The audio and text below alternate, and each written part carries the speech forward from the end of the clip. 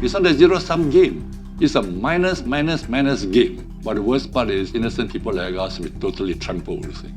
A Chinese former counterpart, who I have a very close relationship with, had a very frank conversation with me and said, we don't want this to break out into all-out, conflict, but we're prepared for the worst. And I think that's the reality. Treat China like Iran. If any country has anything to do with China, US has got nothing to do with you. That is the fear of countries in Asia. Do you have a view on what the solution for Huawei should be? You can't stop Huawei from developing. So the concern that we have is, would the world be now divided into two different technological systems?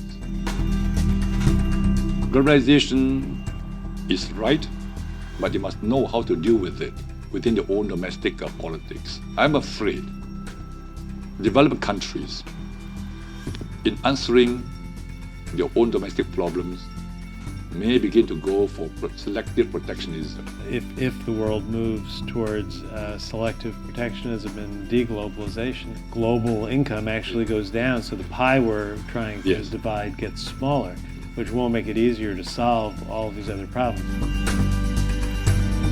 We need to get back to a place where we work together where we can, we disagree where we need to, and we do so in a way that avoids open conflict. So there should be a question which I hope will happen is, the US accepts the rise of China. That means it's inevitable, you accept it.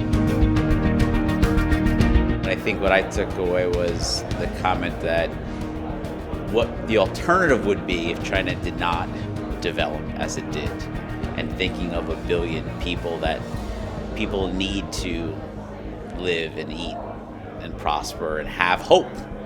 An alternative is you leave. For the globe, that's not a good story. I think one thing that I think we're all learning from this is that the US and China need to sort of wean themselves off each other a bit. I think they're becoming too big and too important and too interconnected. So I think the two countries need to find other trading partners. And maybe that's a good thing as well. The longer it lasts, the less important it's going to be. I think because both sides will adjust. China looks like it's on the verge of being able to grow on domestic demand. Other countries, they'll similarly adjust. So instead of buying socks from China, we'll buy socks from Bangladesh or Ethiopia. The differences probably are not as large as some of the speculation suggests they will be.